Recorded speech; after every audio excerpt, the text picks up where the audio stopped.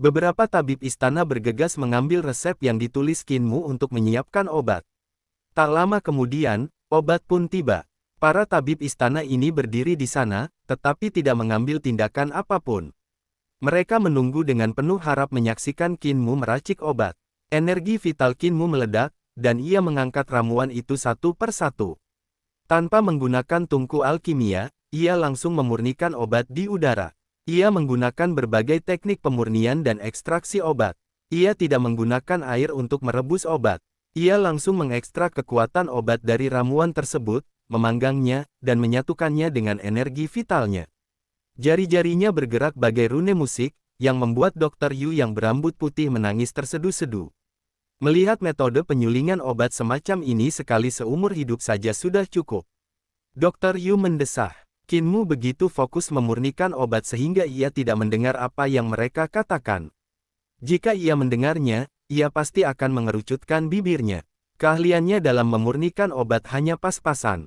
Di mata kakek apoteker di desa Chanlao, ia hanya bisa dianggap pas-pasan. Tak lama kemudian, ramuan itu disempurnakan. Beberapa tabib istana terpesona olehnya. Tabib istanaku bertanya, "Dokter jenius kecil, Anda baru saja menggunakan teknik ini untuk mengaduk riak air dan mengekstrak kekuatan obatnya dengan air, mengapa tiba-tiba berubah menjadi api?" Qin Mu meletakkan ramuan halus itu ke dalam cangkir giok di atas nampan dan berkata, "Bahan obat itu membutuhkan perpaduan air dan api. Jadi, pertama-tama air, lalu api, untuk mengekstraksi kekuatan obatnya sepenuhnya." Dr. Yu mengubah tekniknya, mengendalikan energi vitalnya untuk memanggang obat, dan bertanya dengan cepat, "Dokter jenius kecil, apakah menurutmu teknikku mirip dengan milikmu?"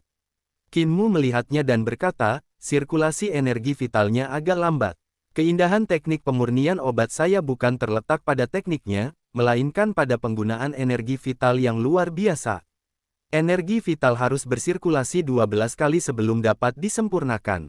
Dr. Yu tiba-tiba menyadari dan berkata dengan penuh semangat, "Saya hanya dangkal. Lalu, ketika Anda menyempurnakan 5 berkah, apakah ada teknik khusus yang Anda gunakan?" Beberapa tabib istana berkumpul di sekitar Qin Mu, berdiskusi dengan sengit.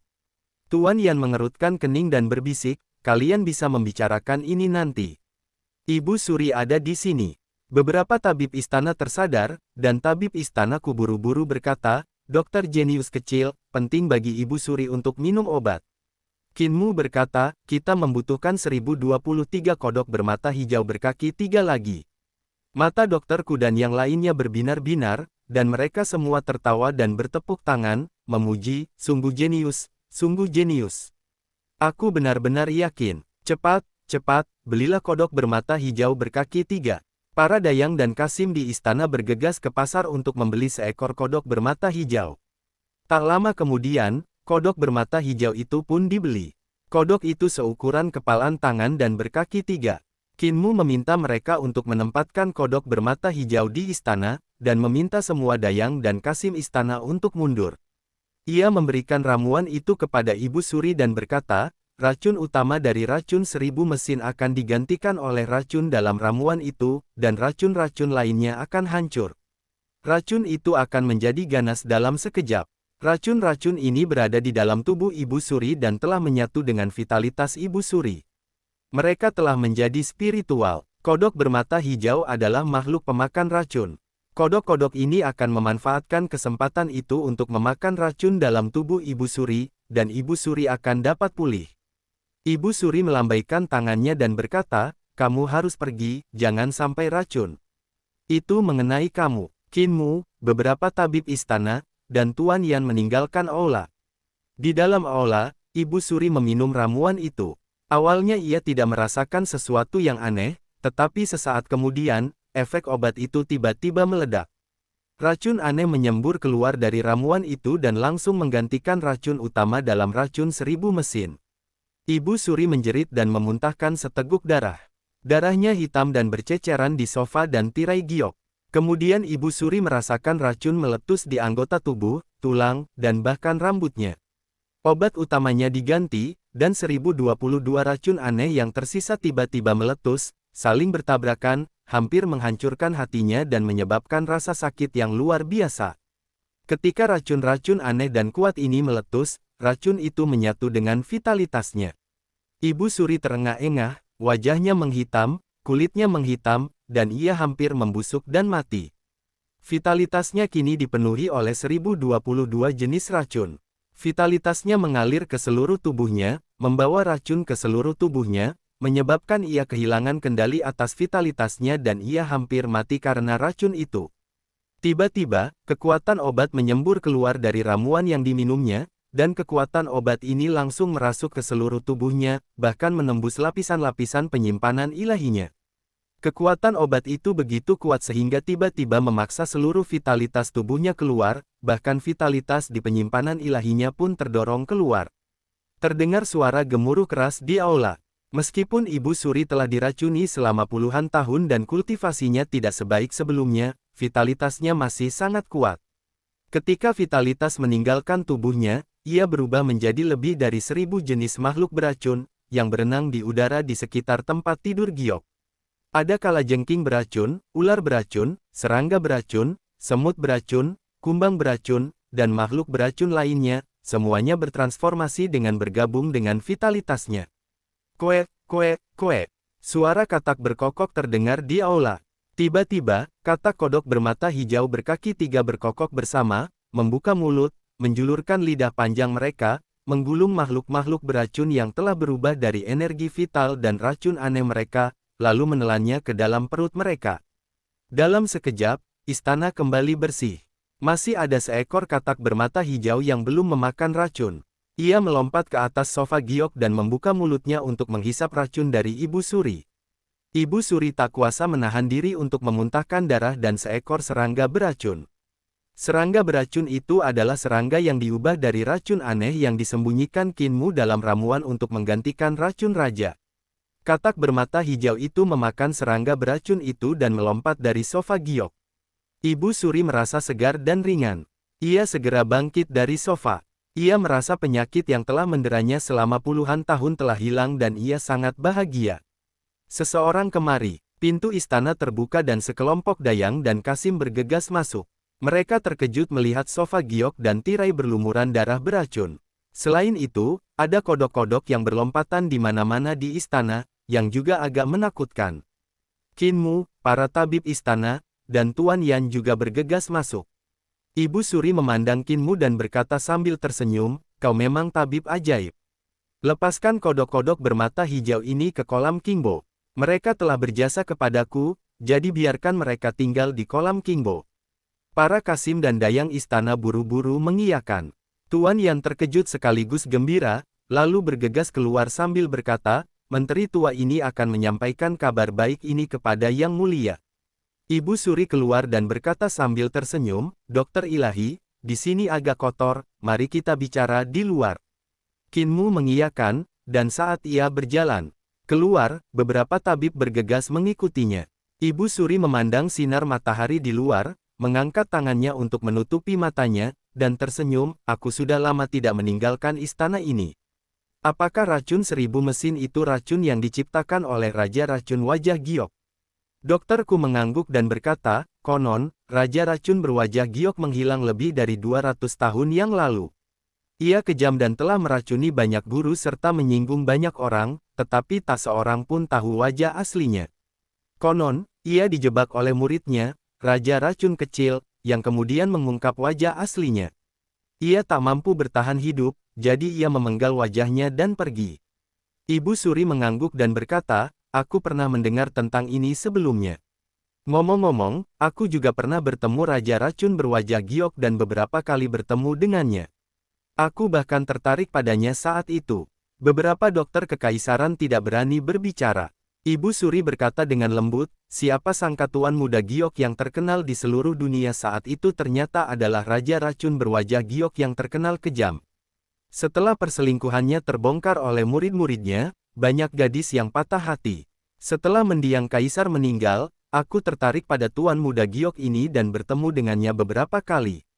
Ketika ia dikejar sampai mati, aku mengatakan kepadanya bahwa aku bisa melindunginya, dan beberapa wanita bau juga ingin melindunginya. Perempuan jalang itu tidak bisa memenangkan hatiku, dan aku tidak bisa memenangkan mereka, jadi dia tetap pergi. Sekarang kupikir ini benar-benar takdir. Racun aneh yang membuatku terbaring di ranjang selama puluhan tahun sebenarnya dibuat oleh kekasihku.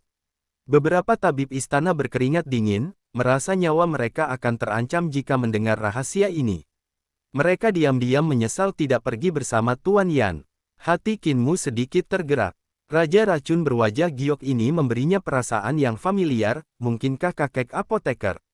Lalu apakah Ibu Suri tahu siapa yang meracuninya?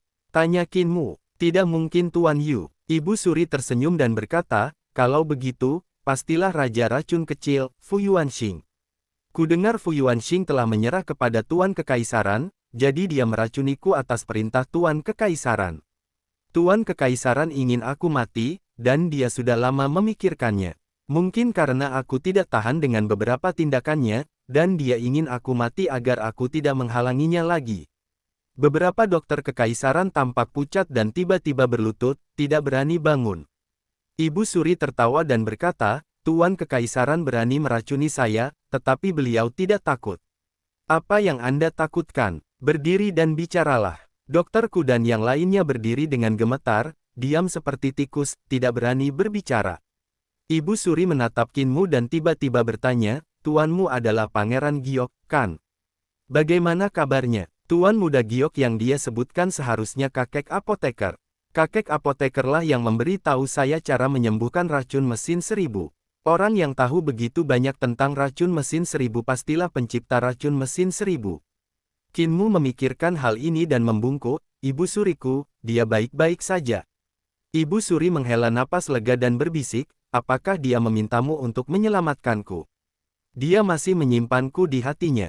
Kinmu berkedip, mengira dia terlalu memikirkannya, tetapi dia tidak ingin mengatakannya keras-keras. Ibu Suri baru saja pulih dari sakit yang lama dan sedikit lelah. Ia melambaikan tangannya dan berkata, kamu lelah setelah bekerja semalaman. Kembalilah dan istirahatlah lebih awal. Kinmu mengiyakan, dan beberapa tabib merasa lega lalu pergi bersama Kinmu.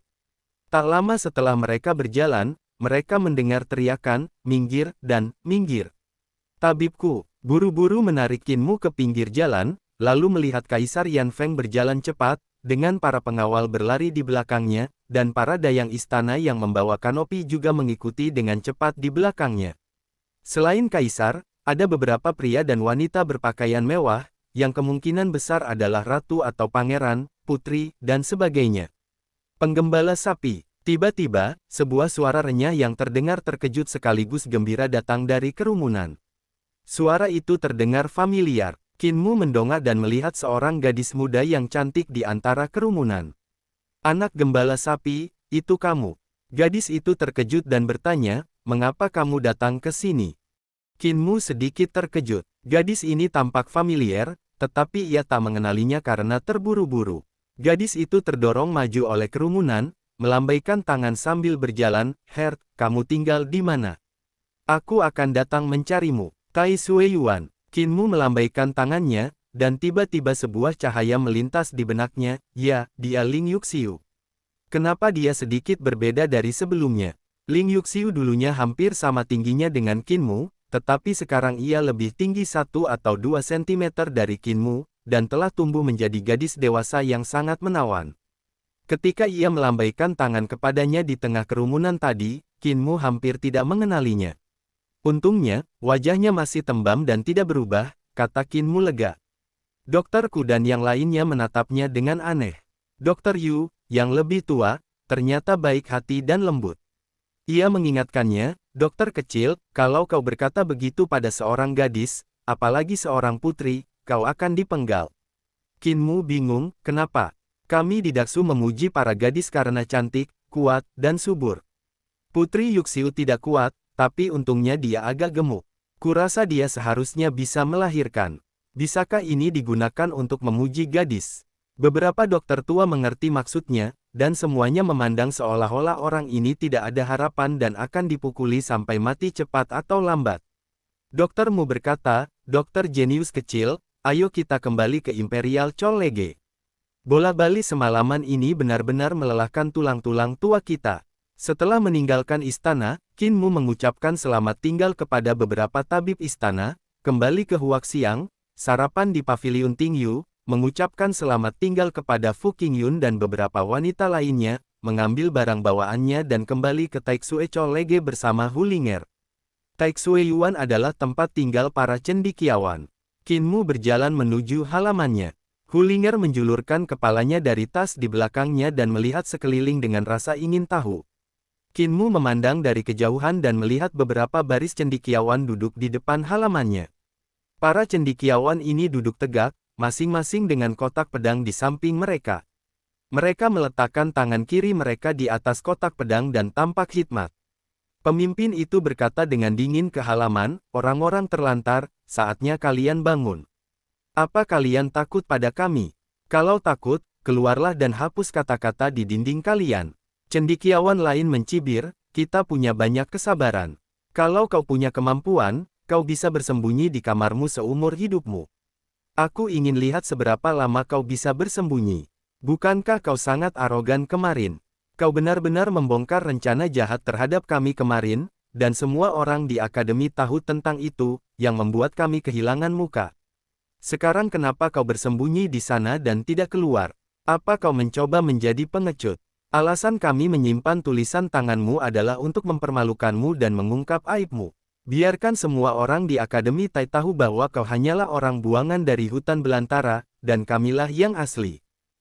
Qin Mu melangkah maju dan melewati semua orang, sambil bertanya-tanya, "Kapan aku memberitahu orang lain tentang ini?" Para cendekiawan menatapnya dengan tatapan kosong saat dia mendorong pintu dan masuk. Mereka mengira Qin Mu bersembunyi di dalam ruangan dan tidak berani keluar, tetapi mereka tidak menyangka bahwa Qin Mu telah kembali dari luar, membuat mereka berteriak sia-sia. Qin Mu datang ke ruang utama, meletakkan ranselnya, dan berkata, "Ling'er, bereskan kamar dan siapkan tempat tidur. Aku mau keluar sebentar." Hu Ling'er menjawab ya dan bertanya, "Tuan, apa yang Anda lakukan di luar?" Qin Mu berkata tanpa menoleh, "Orang-orang ini berisik sekali. Aku tidak bisa tidur kalau tidak menghajar mereka." Hu Ling'er harus menunggangi angin untuk merapikan kamar. Pada saat itu, tiba-tiba terdengar suara ledakan keras. Hu Ling'er buru-buru melihat melalui kisi-kisi jendela dan melihat seorang cendekiawan melayang ke langit, lalu jatuh tertelungkup. Selanjutnya, suara Qin Mu datang dari luar ruangan. Guntur bergemuruh, seolah-olah sambaran petir tiba-tiba meledak di langit yang cerah. Hu Ling'er mendengar suara siulan, yang seharusnya merupakan suara tubuh manusia yang menembus udara. Namun, ia tidak melihat orang yang terbang di udara. Ia hanya bisa mendengar suara benda-benda berat yang saling berbenturan di kejauhan. Selanjutnya, suara Qin Mu terdengar lagi. Suara air menggelegar, ombak besar menghantam, dan ombak memecah pantai. Jeritan terdengar di tengah gemuruh air, lalu hening kembali. Hanya suara Qin Mu yang terdengar. Selanjutnya, Hu Ling'er segera merapikan kamar, menyiapkan sprei, merapikan tempat tidur, lalu mengeluarkan barang-barang di dalam tas ranselnya. Ia berpikir, kalau aku merapikannya cukup cepat, aku bisa keluar dan melihat apa yang terjadi. Terdengar suara tabrakan keras di luar, mengguncang bumi, dan jeritan tak henti-hentinya. Setelah selesai membersihkan, ia berlari keluar dengan gembira, tetapi melihat Qin Mu berjalan masuk dari pintu, tampak sedikit lelah. "Tuan muda, sudah berakhir." Hu Ling'er sedikit kecewa. Qin Mu mengangguk, menguap, dan berkata, "Aku mengantuk. Aku mau tidur sebentar. Jangan berlarian." Hu Ling'er mengangguk, menjulurkan kepalanya keluar pintu, dan terkejut melihat jalan menuju kediaman cendekiawan penuh dengan cendekiawan yang tersebar. Ada yang berbaring telentang, ada yang tergantung di dinding sebelah, ada yang tergantung di pohon dengan kepala tertunduk, ada yang tertanam di dinding yang jauh, ada yang terpendam di parit pinggir jalan, dan ada yang terpendam di tanah dengan hanya 2 kaki tersisa di luar, sesekali berkedut. Hu Ling'er menjulurkan lidahnya, berlari menghampiri, dan menggeledah tubuh para cendekiawan tersebut, melepaskan liontin giok, ramuan, gelang giok, jepit rambut dan barang-barang lainnya, lalu memasukkannya ke dalam rumah. "Ling'er, apa yang kau lakukan?" Suara mengantuk Qin Mu terdengar dari kamar. Hu Ling'er berkata dengan yakin, "Kera iblis berkata, menang, rebut, itulah aturannya." Dengkuran Qin Mu terdengar, tetapi ia mungkin tidak mendengarnya. Hu Ling'er berlari keluar lagi untuk memindahkan kotak pedang para cendekiawan. Salah satu cendekiawan terbangun dan dengan lemah mengangkat tangannya untuk mengambil kotak pedangnya. Hulinger memuntahkan pusaran air, menggulung kotak pedang, dan menghantamkannya ke kepala sang cendekiawan. Wajah sang cendekiawan berlumuran darah, tetapi ia tidak pingsan. Hulinger memukulnya beberapa kali lagi, dan sang cendekiawan akhirnya pingsan. Hulinger menghela napas lega dan membawa kotak pedang itu ke halaman. Sang cendekiawan diam-diam membuka matanya dan melihat rubah itu berjalan pergi, lalu ia menghela napas lega.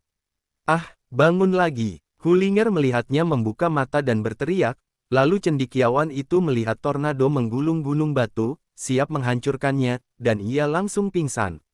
Kali ini ia benar-benar ketakutan. Hulinger meletakkan batu, melompat dan merampok sepanjang jalan, lalu berjalan semakin jauh. Pada saat itu, seorang cendekiawan di kejauhan terbangun dan melihat rubah sedang menjarah harta karun para cendekiawan. Ia berjuang untuk merangkak keluar, tetapi ditemukan oleh Hulinger, yang menyeretnya kembali ke kediaman cendekiawan tersebut. Sang cendekiawan melolong sepanjang jalan, lalu terdiam, karena ia dihajar rubah hingga pingsan. Rumah Tuan Kekaisaran Yankang. Rumah Master Kekaisaran memang megah dan indah, tetapi tempat Master Kekaisaran Yankang berlatih sangat sederhana. Hanya ada aula besar yang kosong dan tak ada apa-apanya. Namun, jika Anda melihat ke atas, Anda akan melihat pemandangan yang luar biasa spektakuler. Anda tidak dapat melihat atap di atas aula, yang terlihat hanyalah kubahnya, dan bintang-bintang yang tak terhitung jumlahnya tampak sangat rendah dan mudah dijangkau. Inilah penggunaan formasi yang luar biasa. 10.000 kaki di atas tanah, terdapat sebuah formasi yang tergantung di sana, dilapisi glasir berwarna transparan yang tak terhitung jumlahnya, dan beberapa murid guru nasional memimpin formasi tersebut. Formasi ini meliputi area seluas 1.000 hektar pada ketinggian 10.000 kaki, mengumpulkan cahaya bintang, bersinar melalui glasir berwarna, dan bersinar langsung ke kubah aula. Master Kekaisaran Yankang mengumpulkan cahaya bintang untuk kultivasi, sehingga kultivasinya sangat tinggi. Saat itu, Tuan Kekaisaran Yankang sedang kelelahan dan memulihkan diri. Ada seorang pria berpakaian hitam di sampingnya yang sedang menyiapkan ramuan. Tiba-tiba, seekor serangga terbang merah terbang dari luar aula dan hinggap di telinga pria berbaju hitam. Pria berbaju hitam itu memiliki jerawat seperti kodok di seluruh wajahnya, yang tampak menakutkan. Ia mengangguk berulang kali, seolah mengerti apa yang dikatakan serangga terbang merah itu, yang sungguh aneh. "Guru, adik laki-laki saya ada di sini." Pria berbaju hitam itu adalah raja racun kecil yang disebutkan oleh Ibu Suri. Namanya Fu Yuanxing. Katanya, dia menyembuhkan Ibu Suri dari racun 1.000 mesin. Kaisar Yankang membuka matanya, menghembuskan napas darah yang kuat, dan bertanya dengan bingung, "Bagaimana kau tahu bahwa adikmu lah yang memecahkan racun 1.000 mesin di tubuh Ibu Suri?" "Racun 1.000 mesin adalah mahakarya guruku. Hanya aku dan dia yang bisa menyembuhkan racun ini di dunia." Jerawat di wajah Fu Yuanxing bergetar, dan ia berkata perlahan, "Xiao Conger memberitahuku bahwa yang datang adalah seorang pemuda, jelas bukan guruku, jadi dia pasti murid barunya. Kupikir dia sudah mati, tapi aku tidak menyangka dia masih hidup dan mengajar seorang adik kecil." "Tuan Kekaisaran, racun di tubuh Ibu Suri telah disembuhkan, apakah Anda ingin memberinya racun aneh lagi?" Tuan Kekaisaran Yankang menggelengkan kepalanya dan berkata, "Itu tidak perlu lagi." Fu Yuanxing bingung. Tidak ada dendam pribadi antara Ibu Suri dan saya. Beliau menentang reformasi saya demi kerajaan putranya. Yang Mulia juga agak ragu-ragu tentang hal ini, jadi saya meminta Anda untuk meracuninya, bukan untuk membunuhnya, tetapi untuk mencegahnya ikut campur dalam urusan pemerintahan. Tanpa campur tangan Ibu Suri, Yang Mulia dapat mengabdikan dirinya untuk reformasi. Sekarang, kekuasaan saya stabil, dan separuh rakyat di istana dan negara mendukung reformasi tersebut. Guru Kekaisaran Yankang berkata, "Mereka yang menentangku kini memanfaatkan kesempatan untuk memberontak. Kekuasaanku sudah kokoh, dan tren zaman tidak dapat diubah. Ibu Suri tidak dapat menghentikanku." Fu Yuanxing tersenyum dan berkata, "Kau peduli dengan situasi umum, tapi aku peduli dengan dendam. Lukamu hampir sembuh, dan aku tidak perlu tinggal di sini. Aku ingin jalan-jalan. Adik laki-lakiku ada di sini, dan sebagai kakak laki-laki, bagaimana mungkin aku tidak pergi menemuinya?" Tuan Kekaisaran Yankang berkata, kau harus berhati-hati. Ibu Suri tidak akan melakukan apapun padaku, tapi dia masih bisa membunuhmu. Fu Yuanxing ragu sejenak, jerawat di wajahnya bergetar, lalu berkata dengan marah, kau memintaku meracuni, kenapa kau tidak membunuhku saja? Betapa polosnya aku, kau mengkhianati tuanmu, apa kau lupa? Lagi pula, ada sedikit kebingungan antara Ibu Suri dan tuanmu. Ibu Suri pintar, dan pasti tahu bahwa orang yang mendetoksifikasi itu adalah adikmu. Kau pasti akan pergi mencarinya. Dia pasti menunggumu terpancing dan membunuhmu untuk membalaskan dendamnya dan tuanmu. Fu Yuanxing kewalahan dan harus menyerah pada ide itu.